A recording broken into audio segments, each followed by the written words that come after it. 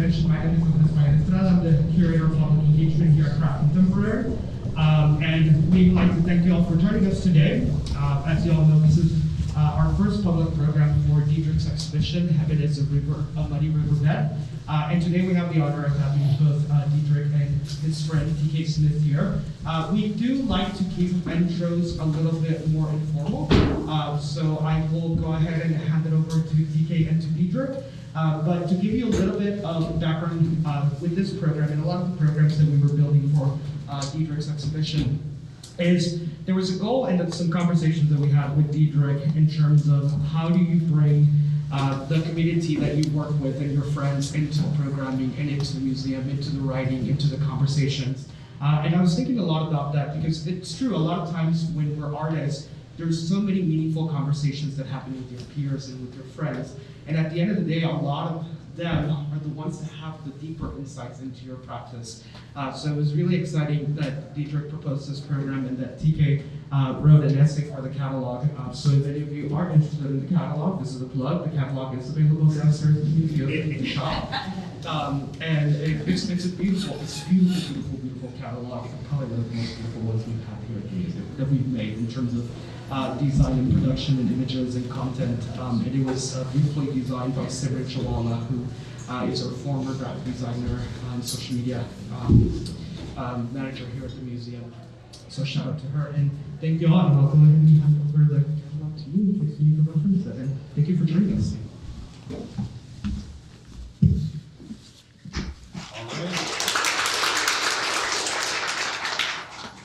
Well, thank you for that beautiful introduction, and thank you to everybody here who has come. This is my first in-person program since the pandemic started, and I don't know, for people who like to talk, you know, it's been stifling. So thank you for being here with us. Thank you for joining us today. Thank you to the Contemporary. Thank you to Diedrick Brackens for producing all this beautiful work and also being a beautiful human. Thank you to you for making the journey, doing the writing. I'm excited for this. After a blizzard, this was an easy journey, I have to say. So just to give you all a little background about my essay, which, you know, to plug it again, this is a beautiful text. And it is not just filled with my words, it is also filled with Diedrick's words. And another writer, poet named Derek Austin, who is based in San Francisco. All of them are beautiful, and the ways that they connect together are gorgeous. Obviously, we're here to talk about catfish, you know, that's just the name of the game today. But I want to zoom out a little bit and talk about iconography and why that matters specifically with the catfish. So I'm going to go back to come forward, if that makes sense. The title of this talk is called Scripture, Folklore, and Hearsay. And I don't know how y'all relate to those words, but to me they mean other truths, other histories, alternative timelines even. We're here to talk about the things that shape iconography, not necessarily history or truth or archive. And so, icons, which the catfish is an icon, at least in this space, to these people. How do we understand iconography? And where do icons come from? Is kind of what I was interested in. And so I started talking about water, and then I talked about all of the different cultural strands that led to our understanding in relation to the catfish. I split this, I'm interested, because it's a conversation and I hope y'all speak back to us, but I'm interested in splitting this into 4 sections, starting with myth and working our way again to the catfish. So, Diedrick, talk to us about myth.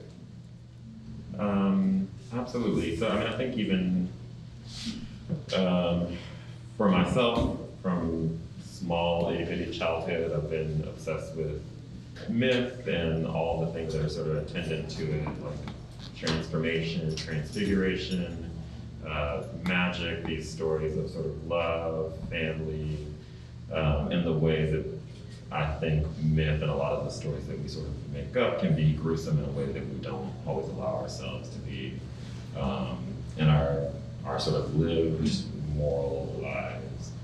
But for me, it feels like this thing that kind of leashes us to how it is that we should move through the world and behave. I'm interested in sort of exploding those ideas that we all sort of have some intimate familiarity with, to make space for sort of the stories that are kind of playing out on these walls. And I think to me it's interesting to look at whether it's Greek myths or myths indigenous to this country, myths that have found their way here, the places where they sort of start to say the same thing or mirror each other, and the ways that I can sort of take that to take people on these kind of visual journeys.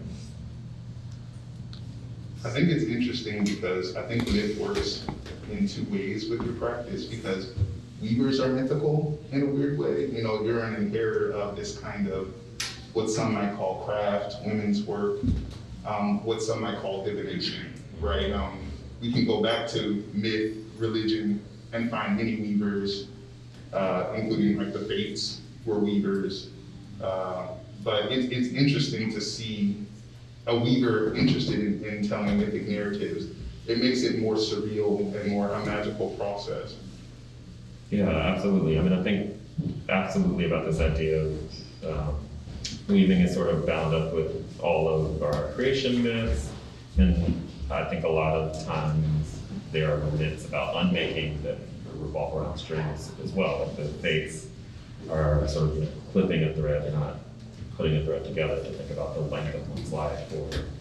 Or Ariadne is giving someone a ball of yarn that they unravel to find their way through the world, as opposed to this idea of creating kind of a solid physical thing. So to me, this idea of creation and destruction, or like the annihilation of a thing to use as a guide or a tool to find your way. It's been important to me, I think, in thinking even about the kind of state that some of the weavings found themselves in, that things are kind of like unspooling or unruly or uneven, all things like that. To me, that speaks to kind of how divination works, how you can change your fate, how the fates have to also interact with you making human choices. And also the utility of what is made. Because I'm thinking, you look at a tapestry, you look at a tactile, textural piece, and you think, well, will that keep me warm? Will that be beautiful? Will that cover and protect me? And how intricately tied that is to myth. I'm not sure if any of you have read or seen The Green Knight. They just made a movie of it. It was beautiful. But my favorite part of it was that they included the scene where these women who were basically witcher women, witches, spiritual workers, are stitching together his armor to protect him. This idea of prayer stitches kind of crosses and transcrosses cultures, because I grew up with prayer stitches. Your grandmother would stitch a little something onto your clothes in prayer to protect you spiritually, physically, but also, other mythologies like gree bags, where they're sealed and fed over time, and you carry them on you in your shirt on you. They have a utility that is tied to the mythical, to magic, to the surreal. Yeah, and I think the idea of an object holding power, thinking about the labor of weaving, that like all those moments sitting there using your arms, your legs, your full body to kind of create line by line this object. To me, it's always, there's some amount of yourself that is imbued in each kind of move that you make. And then I guess I think about the fish specifically, in its relation to myth. There are a lot of these narratives, particularly thinking about like Yoruba narratives,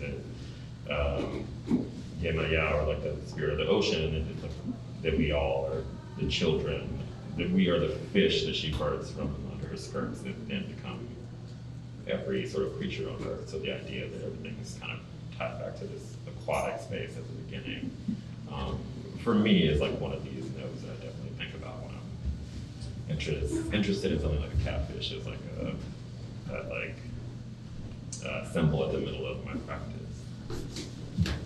One of the deity figures that I evoke in the essay is Mami Wata, who exists in many, many ways across the America, in different ways, to different descendants of West Africans. the way that I was raised thinking of her is almost as if someone treacherous, which is of course patriarchal, right? Now we exist in a time where we understand that to say a woman who seduces men or is enticed by men or enjoyed men has a particular tone that is demeaning to the woman. When really it's an invocation of power. She's a powerful deity who has feelings and has desire and brings knowledge and wealth, sacred knowledge, you know. She would seduce men with music, lure them to the sea, and take her to her secret underground world where they would learn sacred knowledges. And should they scorn her, she's angry, you know.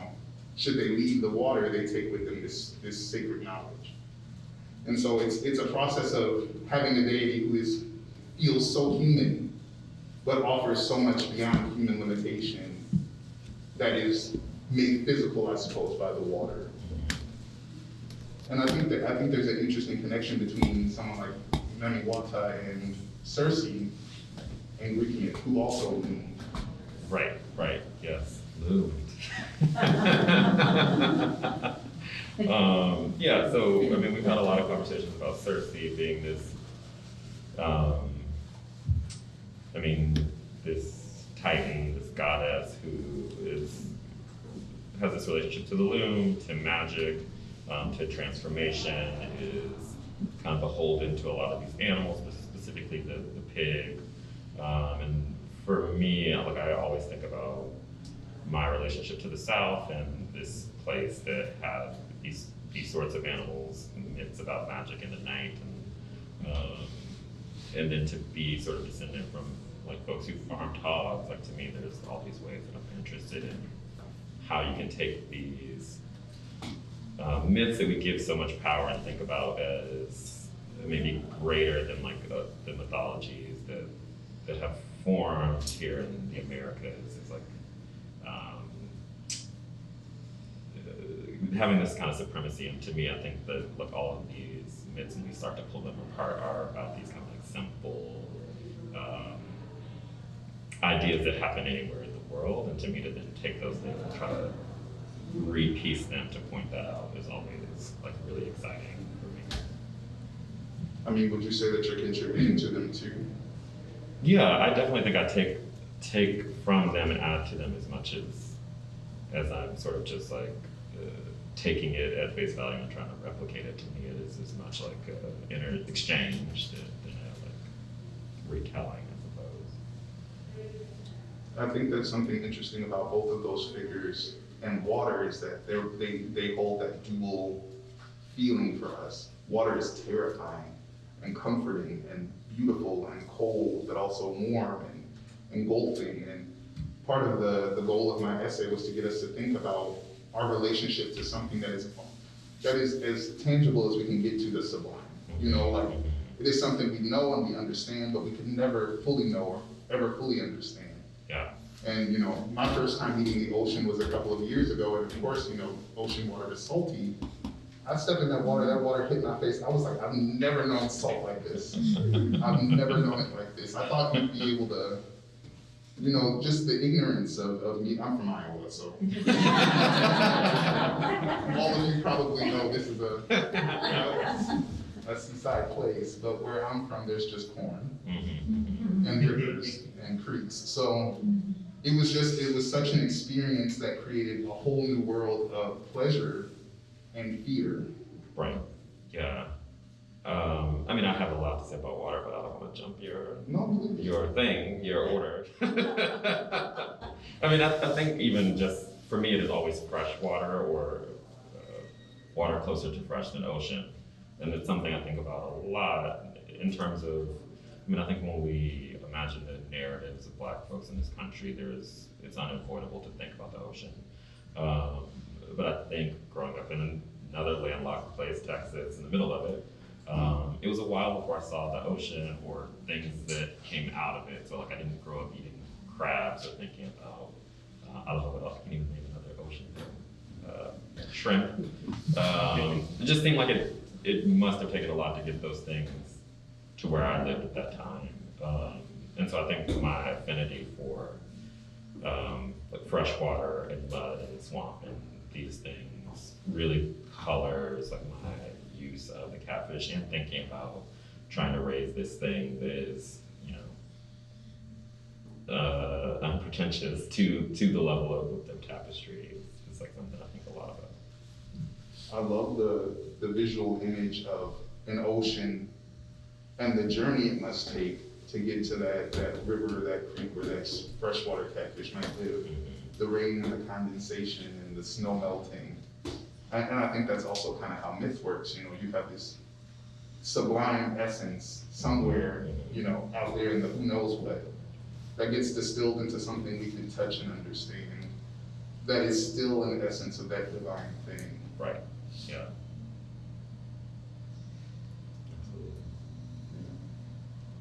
It's crazy. And also how it lives in the body and in these works. Just thinking materially too. Like, it takes water to produce these works. It takes water to fuel your body to produce these works. Right, absolutely. I mean, and to me, it's like the water itself is still carried in the thread to me. Like, with the dyeing process and all of these things, I still feel like the sort of wetness is still palpable, especially in the ways that the colors move or don't move across the surfaces of some of the threads, and the ways that the color changes, or even just like the way that the weaving sort of reacts to wind or people in the space. And like, I think that they breathe and still keep some of that like liquidiness to them. I feel like that's doubled down in the process aesthetic of them. The raveling and the unraveling, the more finished, the less finished, the texture, the untextured. It's absolutely gorgeous, gorgeous work. All right. So we're gonna move on to the next thing, which is the Bible. So that's big. How does the Bible play a role in your work? Yeah, something like that. I mean, so I think it's just like, I always say, I feel as though I am the Bible incarnate. Like, at this point, growing up in the South, whether it was reading the actual text or having it read to me or parroted through the ways that people both live their lives and like instructed me and a community to live their lives. Like, there are these scriptures that are just like kind of floating around in there. And I'll do something even in the here and now of my life where I don't think I'm sort of beholden to that text, and like a scripture will erupt into like sentence in my mouth. I'm like, oof, oh gosh. And so I think even when I'm in the studio thinking about things, I will make something and start to see the connections to some biblical story, or thinking about even the way the animal kingdom, or the ways the Bible categorizes things, I would say. So thinking about an Old Testament where an animal could be clean or unclean, or that you would sacrifice this and not that, that animals show up as these harbingers of things to come. I think all of that really like washes over me, and I think has a similar sort of, I don't want to say magic, but the same sort of, strikes the same sort of awe that myth does. Like, and thinking about how water moves through the Bible, thinking about Moses striking a rock and it erupting in water, thinking about parting an ocean to save people. We've had a lot of discussions about Exodus as being one of those like master texts within the sort of the greater book itself.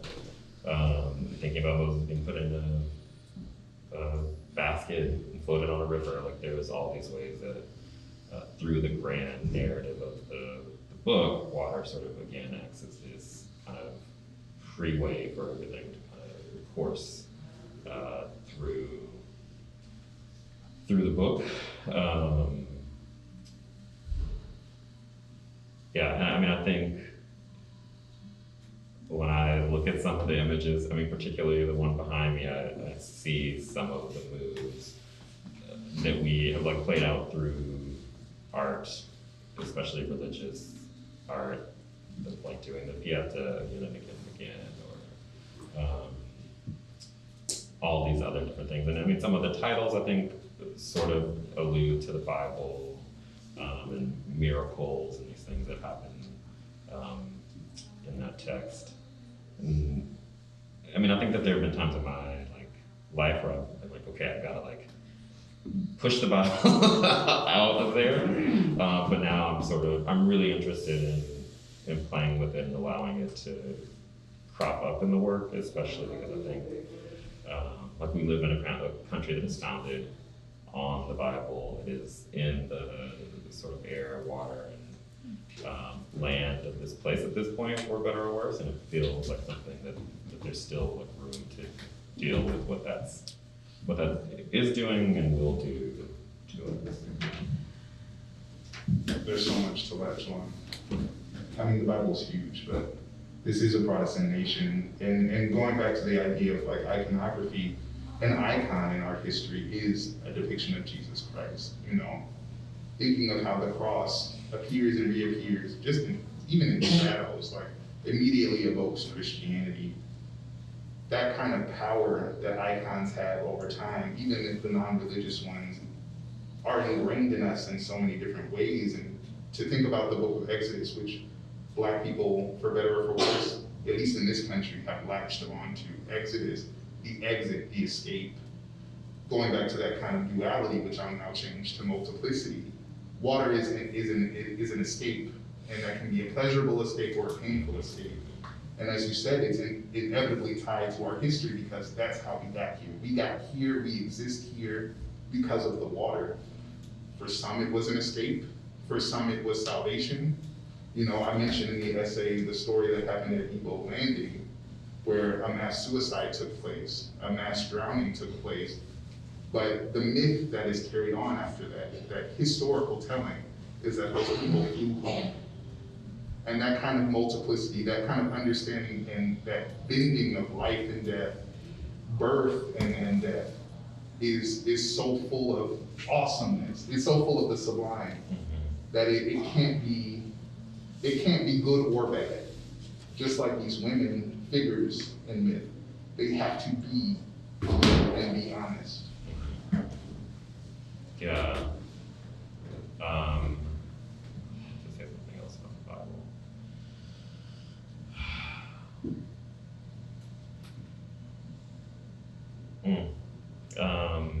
I mean, feel free to pull out a scripture. Turn with me, if you will, in your Bible. I mean, and I think that thing about Exodus that you were saying is what I wanted to latch on to, is that what is amazing to me is history, frankly, that in the founding of this country, so many people who've come here have seen themselves as the Israelites, right? So there are people who've come here as enslavers, but saw themselves in this new world as the promised land, where they were somehow still the folks who were suffering, and then these folks in bondage who were okay, we are using this master text to think about the liberation of ourselves. So I guess to me, the thing of when you were saying about letting go of the binary of good and evil, this idea that one text can be these things for all of these folks who are on very different sides of an issue is one of those things that I am interested in using this text and thinking about the Bible, the religion around that sort of inherent flaw that a lot of folks would rather sweep under the rug, as opposed to being well, yes, I believe this and I know that it's a mess under the hood, and how can we make that productive? Is this thing I'm interested in, and especially when I'm in the South giving this same kind of talk, I'm tiptoeing because someone's gonna stone me after this. And I think that is the unfortunate responsibility, or the productive responsibility of using something that people feel so strongly about. It's I would rather have the conversation than shy away from it, I guess. That's interesting. I definitely think that the difference between faith, religion, and theology are that, in faith and in theology, questions are welcome. Ask questions, feel what you feel. Where do you find beauty, where do you feel God, whatever that God may look like to you. And I think that's something interesting about your narratives, because they're figurative, but they're not necessarily strict. And they're telling myths, they're evoking myth, evoking story, but they're not necessarily telling you how to feel or what to say or what to do. And in that way, your work kind of works like abstraction. Okay. I'm into that, Reed. I don't have any pushback, actually. I don't know what to say to that. I love that, Reed. And then I think for me, so much of where I am now came from abstraction, came from looking at textile histories that are, if not beholden to abstraction, or some of the places that abstraction springs from, thinking about these geometric textiles that were not necessarily figurative, both like quilt making traditions, satin textiles, and all of these things that don't necessarily have figures but imply bodies, think about community, our instructions for living, and all of these sorts of things. And then to get to this place where a lot of the work has become figurative, where it sits on the line between figuration and abstraction. I am into the idea that it can't be both, and I like you saying that it's abstract. Well, you know, I curate a little something, I do a little something sometimes. But you know, I think that's the power of the silhouetted figure too. You know, like, I think a lot of people would like it to be legible to read a you on these silhouetted figures, or anyone, you know, to be able to name them and give them a face, to give them a gender. Something about the silhouette leaves that kind of ambiguity for entering the work as yourself, Right. entering others into that narrative. Yeah, and I mean, I think to me, I have been in conversations where I realize, for instance, some folks read the silhouette as a shadow, or like as a kind of every person that you could sort of, it's a vehicle you can jump into and see yourself in these images, which like it maybe inherently isn't problematic, but because I'm Black and I see a shadow, like if I saw this not thinking that it's myself, I'm like, yeah, that's a Black person. And so to think about the idea of the reverse of that, I'm like, oh, I've never like, I don't know how to like complete that sentence, but I feel like you know where I'm going. Then I find these moments where I'm sort of, I think about whether I imagine this as a shadow or a skin. And so there's that flickering for me of how every person is it or isn't it, and like what happens when these textiles are out of my, like when I'm not there to sort of say what or how to read those figures, which is dangerous, I think, but I'm still not like, we'll tell, you know, this is what it is, it needs to be pinned down, but it definitely springs from like my subjectivity. Can you speak more to that danger?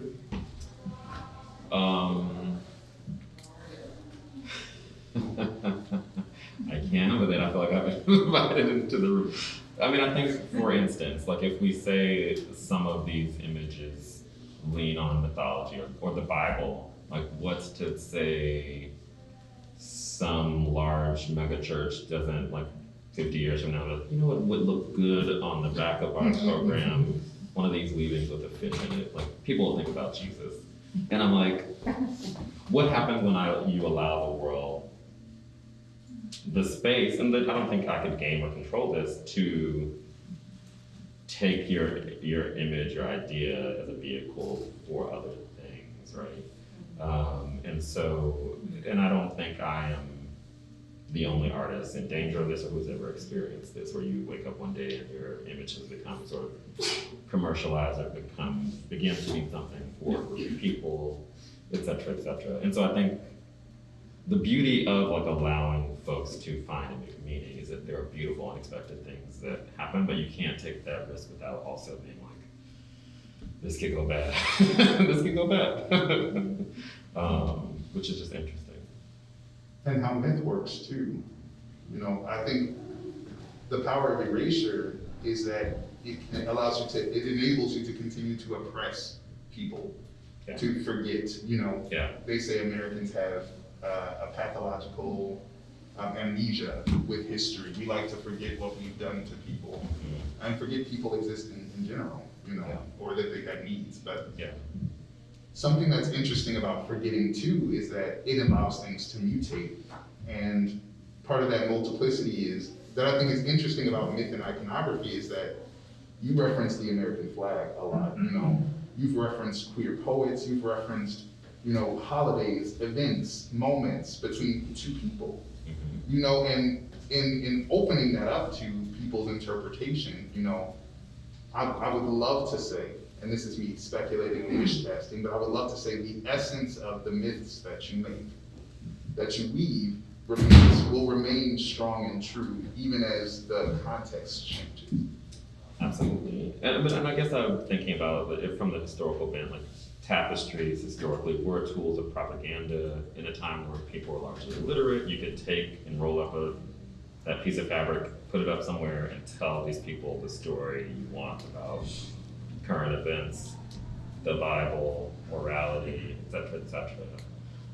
And so I think that, like, embedded in textiles, there is this need for them to tell stories and for someone to interpret them, which is something that I think is beautiful. And at some point, there's no telling what history will write to say that these were doing that same thing, you know, that was part of what they were made to do, how they moved through the world.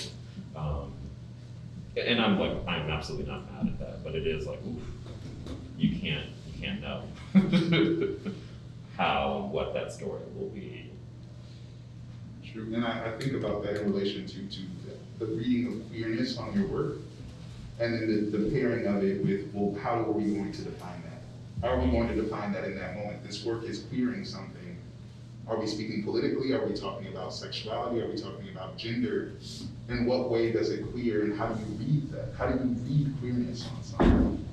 And I think in one way that I read it is in its transformation of what we understand as the status quo, right? An icon, you know, an image of Jesus as a brown person in the United States is iconoclasm to a certain extent. You're starting to transform that image of Jesus to be something that is more than just one image, but images. And I think the same about the body, especially a black body. If you can see the black body in pain, which is what us Americans are conditioned to see and ignore, or see and participate in creating that pain, to see the black body in ecstasy, to see the black body in repose, becomes a queering act too. It's not just sexuality and gender, it is so much more, you know? And I think that that's interesting when thinking about the fear of them not being read as black bodies. Because what if Hearsay was a black queer, male-bodied person? I'm here, I mean, I am here for taking all of these things and making them strange, and by strange I mean different than the way that we've come to think about them, and asking why does it look like this, or how these relationships mirror each other in ways that people haven't previously thought about. In particular, like even the catfish, the black figure, all of these things, hopefully like being additions to the ways we think about the way how we've already sort of made these things concrete in this other way. But hopefully just threading the needle towards like something else. Damn it, that's threading the needle. I think textile references. So Diedrick and I met in Atlanta, and Diedrick was so kind enough to give me an interview in this very noisy cafe, and it was so loud in the recording that, you know, the publication that I was able to publish that interview and refused to transcribe it for me. I had to transcribe it myself. But that conversation was so good, and it busts open really how I interpret your work, because one of the things you said in a conversation about queerness and how we read these bodies is that they can be a father and a son. They can be friends, they can be spirits or ancestors talking to each other. The idea that queerness and queer intimacy is always romantic is an interpretation of two bodies touching. You know, we can see a mother and child touch and see the beauty and intimacy in that. But this word, I would argue, pushes that visual discourse forward, because now you can see a father and a child, a brother and a brother, or maybe two lovers in these same kinds of ways, and they can interact in ways that don't necessarily have to be sexual, but can be close and beautiful and intimate and sacred, you know? Yeah, absolutely. And not so much in the weaving represented here, but yeah, this is something I think about a lot, that many relationships can be called into question in one image, as opposed to thinking about that kind of flatness of this must be a moment of romantic intimacy versus being one of familial, or yes, the things that you were saying. And so I think about that a lot, and the healing or tenderness that is required to have one of those relationships there's an inevitable, to me, or like required overflow into your other relationships, that like working on the relationship with your brother impacts the one with your lover or with your father, or any sort of triangulation of all of those things. And I think this is specifically often about masculinity, that like working through a relationship with one man in your life will impact inherently the others in your life. And like what a transformed world we could live in if we were able to sort of like bridge those gaps of intimacy. Like what systems would topple if we could do that. Yeah. But how would you say the relationships between the figures and the fish are? You know, represented in this space, you can see that they are interacting with, eating from, transforming into embodying. You know, how is that relationship formed? To me, it is a lot of maybe two ways I think about it, but one is that I think about this catfish, for me, have become a part of this closed loop of that they are ancestors, they are nourishment, they are us, or we are them, and then it sort of circles back. So I think about, as the title says, for me, the sort of depths of the lake have become this resting place, this place of transformation, heaven, if that is what you call it. But that sort of underwater space, and thinking about drowning at any historical moment for Black folks, it is like so ever present, that I think I've had to find a way to collapse it as just being this like space of death and pain, but that there could be some kind of transformational thing that happens there, and the idea of what we pull out of the water for our sustenance, also being us, became this thing for me to think about it as a transformative space, and not just like that thing where the folks who are living and stuck and breathing of like water is this thing to fear and kind of reject. Thinking about the blurring between history and myth making, part of the thing that I think is so powerful about you as a contemporary weaver is that, you know, at some point we have to think somebody was told or witnessed the history that happened at Eagle Landing, saw that drowning, turned to someone else and said, you know they flew home? You know, do you know they just turned on their heels and flew? Did you know Black people could fly? You know, and here you are in the contemporary sense, witnessing violence against Black people. And you said, did you know a catfish is an ancestor? And how that changes our relationship to the icon that you are making, but also to the things that we put into our bodies and how we relate to the world around us. You know?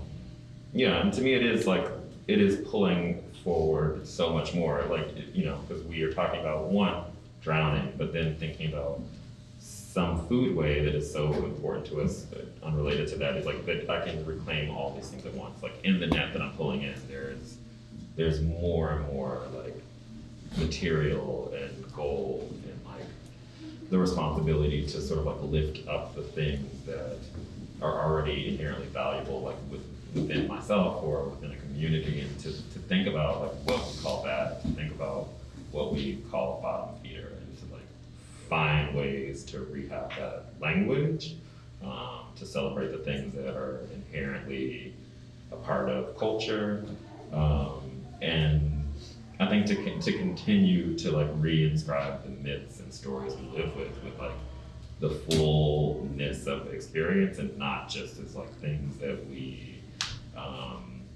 cast down or tell people like that's not a quality fish, or et cetera, you know. It feels like there's so much space to take our lives and make them special, make them holy, make them shiny. I think that is like a lot of the project. And do that without posturing, I think is beautiful. You know, I'm from a very country place and we love catfish. And to us, catfish is sacred. It's how, when you have people coming to see you and you think, I need to feed 50 to 250 people, you're gonna pull out a big pot and fill it with oil and get that cornmeal, and you're gonna feed 250 people like Christ. You know, it is sacred in how common it is. Understanding that the common things that you do, like washing yourself, you know, can be made sacred. Reading to your child can be made sacred. The clothing you cover yourself with, you know, all of life is sacred because life is sacred. And so, reminding people that there's no hierarchy. There's no hierarchy to sacredness. There's no ticket to that. You know, I think it's really beautiful and really powerful. Absolutely. The third one is? It's water. What else can I say about water? Lots of things.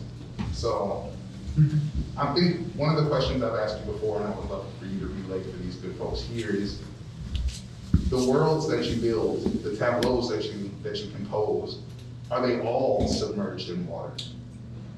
Okay. Are they all submerged in water? No, not all. I mean, I think it is a space that I come back to more often than not.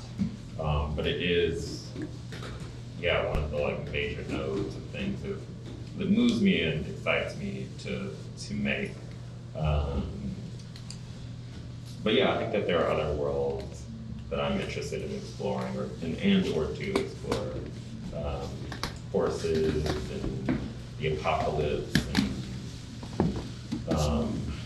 dogs, but I think there is a sense pastoral that is kind of like ever present in the work, and both the beauty and the violence that encapsulates. But I think water is like one of the major arms of the practice. And I asked that question to say there's this another thing that I think that you are, a discourse you're participating in, is this confrontation with the water. You know, a myth that we all probably in this room know that persists is that Black people don't swim. Black people don't go into the ocean, which, you know, I just met the ocean for the first time, but I did go in. It was salty. And I'm going again.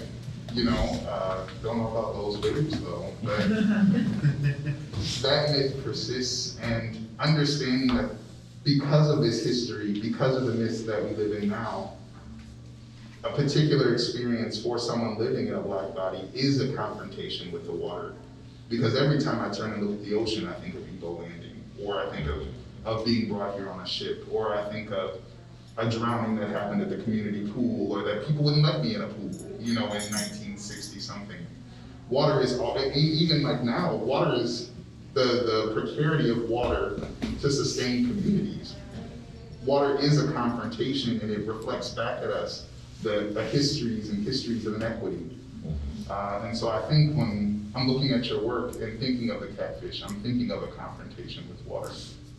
Yeah, I mean, I think that Black people have been dispossessed to frame it with other language, like from land and water, and like the things that like we can't float above the ground. You know, like we're here like, regardless, but there's so much of it that has been like pulled away from us. And so I mean, I think often to be a Black person who's making work that is about the natural landscape so much.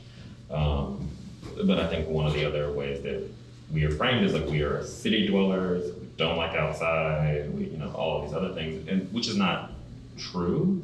But I think then often, even in community, we start to buy into these ideas that like those things aren't art or us, right? And so then what other joy and like pleasures are we robbing ourselves of or being robbed of? And so I think it becomes like almost a feedback loop, I think, where like, how do you keep yourself from believing things or, you know, experiencing things if that's all you sort of know or are told.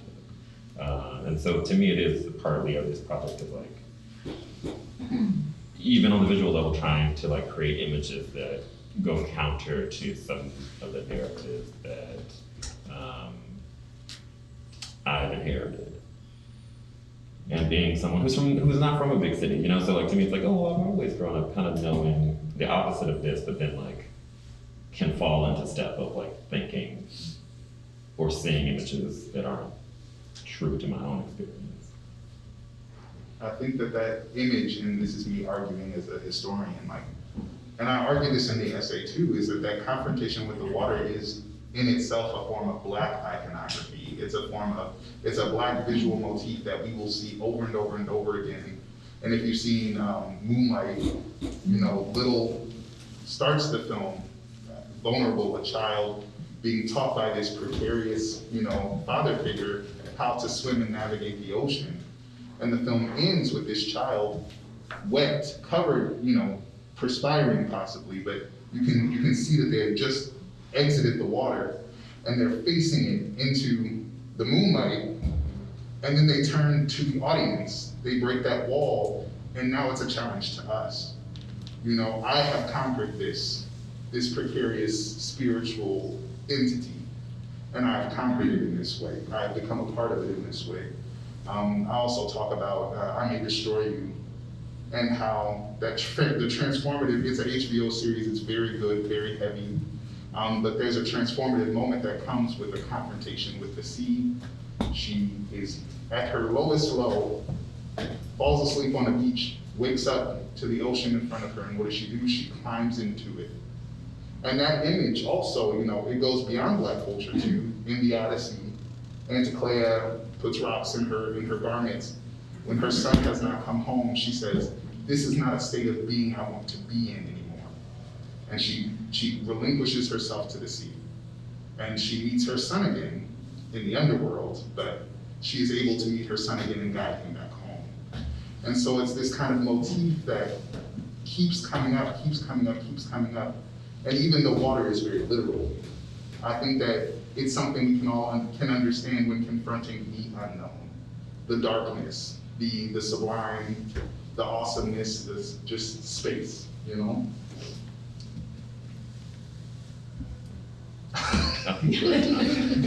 We're at time? Ish. Yeah.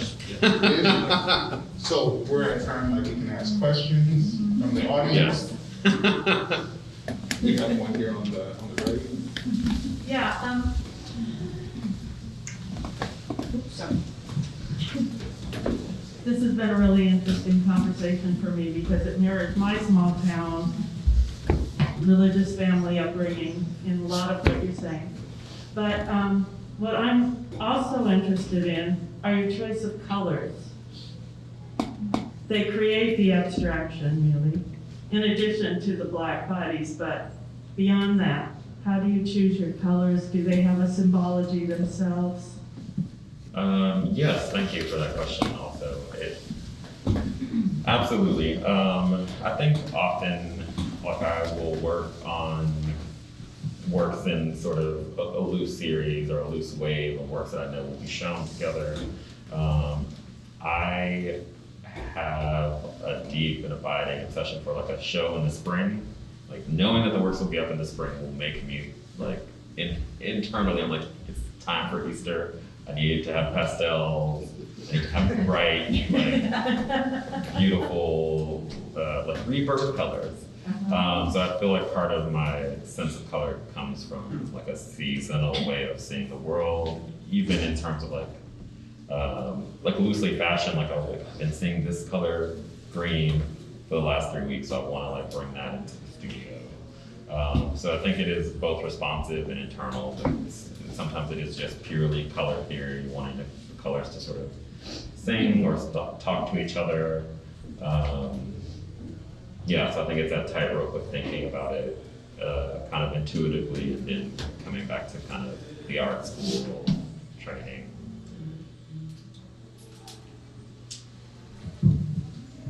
Thanks for telling us all of it, and thanks for all of your questions. They're wonderful. I've learned so much through the way that you've asked that I would have never even thought about, so I appreciate both of you so much. My question is sort of the other side of the coin, and that is the physicality, the objectness, and there's so much intentionality that goes into the colors and the history of weaving, the history of material. There's a lot there, of course, but like also the width of the weaving. You're sort of, in order to make the scale, you have to do multiple passes and then put them together. And in order to get your colors, you dye them yourself. I mean, there's so many of the steps that go into making this. Can you talk about sort of your intentionality maybe behind that? And also just the objectness of this. Like, talk about like, is this a blanket? Is this, what is the story there as far as like, the engagement with the kind of craft object? Absolutely. So I went to undergrad at the University of North Texas in a fiber program for my undergrad, and so like I'm gonna go longer, but the short answer is like it's the only way I know how to make an object. So it's like the history that I was trained in, and I think through it, I always knew I was gonna make contemporary art. I found my way to expression.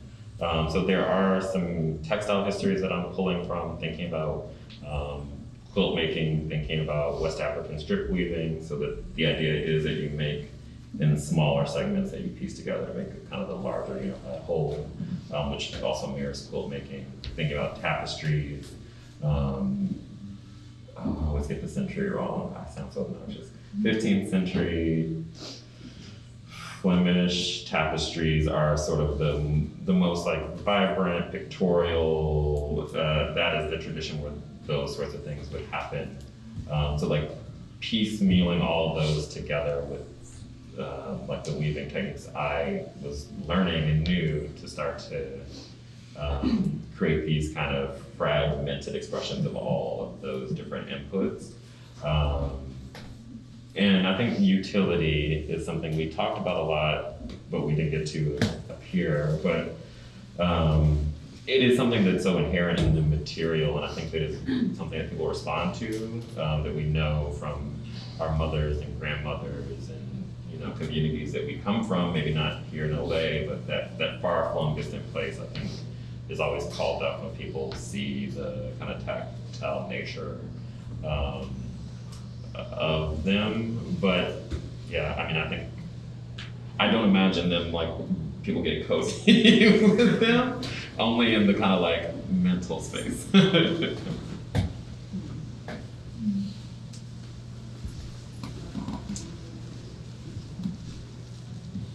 Thank you so much for your talk. I do want to go a little bit about an introduction, because I first met you at Made in LA. And then I also knew through some friends of mine, Marie Thibault, that you went to the Cal State Long Beach program, and then you got a tenure track position. Then the next thing I know on Instagram, you're represented by Jack Shaman Gallery, which is an incredible accomplishment. Because I mean, he's like really extraordinary art dealer and represents some amazing people. So I feel like by you then ditching the job, going, My biographer. I'll just say, if Because I really admired you for doing that and just jumping in and jumping out the window and hoping the door's open. But I just think it's remarkable that you also are carrying on this tradition that really hasn't gotten much attention since the Flemish tapestries. And that Jack Shaman recognized that, and that you are both doing the hand, you have this incredible tradition behind you, but it is such a new interpretation. So I wanted to congratulate you. And also, Andreas introduced TK as like your friends, and sometimes your friends are the best ways to talk about work. But it sounds like you're more than a friend, because it sounds like you're an art historian. You met in Atlanta. That means there's probably some kind of professional thing, unless you met in a dance hall. But would you talk a little bit, Diedrick, about TJ and what his background is, and why you asked him to interview you, and why he did the essay for the book? Absolutely. That was amazing. And I also dressed to It in is your good. honor It's today. good. I love I it. know about your outfits. That was brilliant. TK Smith is a writer, historian, curator. TK also writes for art papers, Art papers, Art in America, Art in America. formidable in his own right. But he is a very low-key person. He wouldn't tell you himself these things. You worked on the Atlanta Biennial. That's not the name of it. That is it. I know what I'm talking about. Which one? The Atlanta Biennial. Oh, good. And TK is currently working on a PhD at the University of Delaware in material culture. Something like that. Okay, I see. I know what I'm talking about. But yeah, so TK and I have known each other for a couple of years, maybe 4 years now, I think. And TK is also very interested in the intersection of sort of contemporary art and textiles, craft tradition, so fine, himself writing a lot in that space. Also dear friend, but qualified to be doing this work and more. So if you know of any jobs, soon. But that is, I think, our connection in a nutshell. And as far as the job that I retired from, I didn't retire, I like to say that though. One of my mentors, I think in the moment that I was agonizing about sort of not being in a space where I thought that I was forwarding that tradition, which is why I, wanted to teach. And I'm working in a craft or in a skill set that you can't learn anywhere, or just anywhere. And so for me, it was important to be in a classroom hands-on, but I was told by a mentor that sort of doing the work was another way that I could do that, where you touch 30 students a semester, but you can really share that work with the world. So when I took that chance and left, as you were so lovely, put it so lovely, it was on the strength of that idea. Yeah, of course. I'll also add that in this catalog, We're buying the catalog. there is a suite of Diedrick's poems. So I'm not the only writer. You can go around saying so, you can get me shot. But no, we are very good friends, very good friends.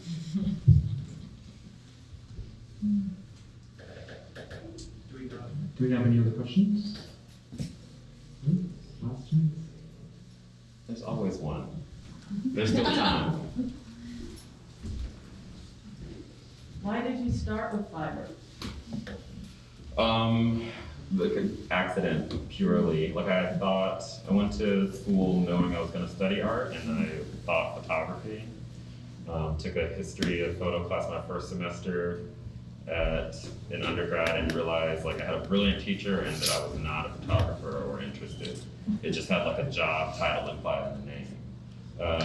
And so I had another professor who in a 3D class where I was making all these sculptures with fabric and string was like, take a weaving class.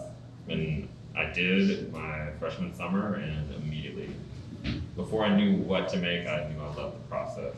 So I feel like I'm beholden to the techniques just as much as the conceptual stuff, like sitting at the loom, making textiles, trying to make the same moves that people have been making for thousands and thousands of years. Like, makes me feel connected to this thing that is so much bigger than myself or what the actual object becomes, but just like channeling all of those weavers.